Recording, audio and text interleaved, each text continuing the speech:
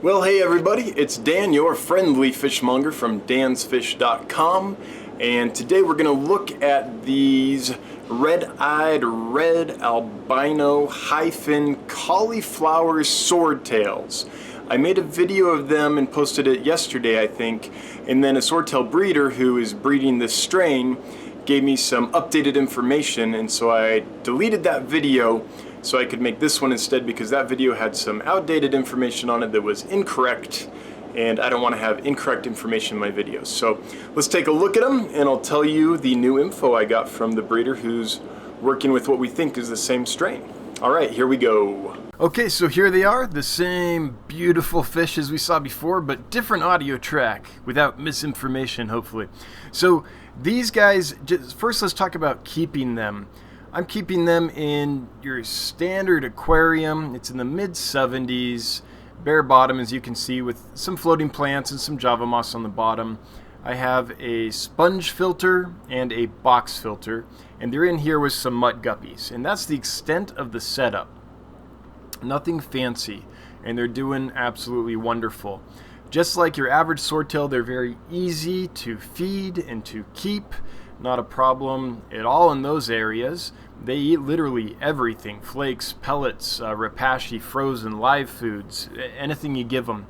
Being a swordtail, they're going to want quite a bit of vegetable matter in their diet. They do better with some veggies in there, so make sure you throw that in the mix somehow. But apart from that, I have not found them different to keep than other swordtails. The only real difference I've found is that they seem to be less aggressive to each other than maybe your average swordtail. And I'm not saying that your average swordtail is like a highly aggressive fish. It's not like a flower horn or something. But males will pick on each other and will kind of battle it out for dominance, for sure. These, I haven't seen much of that. So I'm not sure if that'll continue or if that's just for now that they're acting that way. But right now, super easy to keep. Not a problem whatsoever. Kind of mild and beautiful, really, is what I've experienced with them.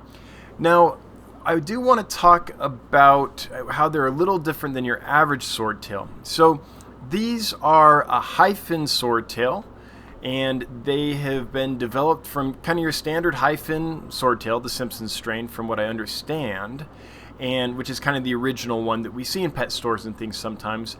But apparently how they get that amazing cauliflower dorsal fin is that they have been selectively bred for branching dorsal fin rays. So akin to how you develop a half moon betta is how these guys have been developed. So they have that amazing dorsal fin, apparently, from the information I have, and thank you, Michael and Guppy Granny, for letting me know the information. Apparently that's a selectively bred trait. So if you breed a hyphin swordtail to a non-hyphin swordtail, then you'll get about half hyphins that come out. And I don't know if the cauliflower will be continued that quickly, or if you'd have to cross back a few times to get the cauliflower to breed more or less true. I don't know that, but I do know that you'll get hyphins, about half of them. If you breed hyphin to hyphin, then as this convenient little chart shows, thank you, Michael, for sharing that with me, then what you'll get is about half the babies will be heterozygous, so they'll carry the hyphin trait and the non-hyphin trait and be hyphins because that's the dominant trait in that combination.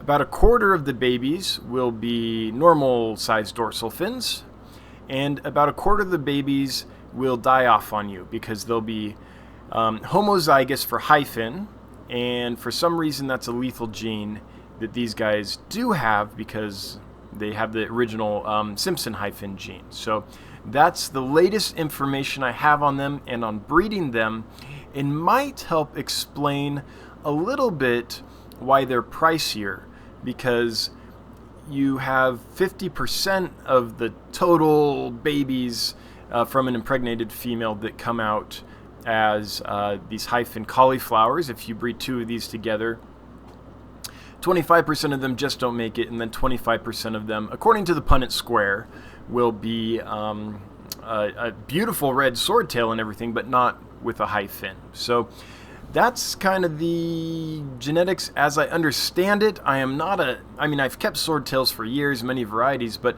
this is a variety that's new to me, and I'm not the type of Zephophorus geek that, gets really into the weeds on genetics and all that stuff. So there might be more information coming. Do your own research, take this all with a grain of salt, because again, I'm not a genetic expert when it comes to this species, but that's the information I have. That being said, they're gorgeous. They've been very easy to keep. I was worried they'd be delicate because of the massive surface area of that dorsal fin. I was worried that it would be hard for them to maintain their osmotic regulation in my soft water, but it hasn't been. They've been acting totally normal and happy. So I'm thrilled to finally have these. I saw them 10 years ago in a wholesaler in Los Angeles. They were too expensive then, and I finally got them now, and I'm so glad I did. Great to have them. Well, they speak for themselves. I mean, they're about as gorgeous as a swordtail gets, in my opinion. If you haven't subscribed or liked or shared or clicked the notification bell, if you consider doing all that stuff, that would be fantastic. And if you have a comment or a question, if you list it down below, then we can geek out together and get a conversation going about these guys. So, yeah, until next time, have a good one. Bye-bye.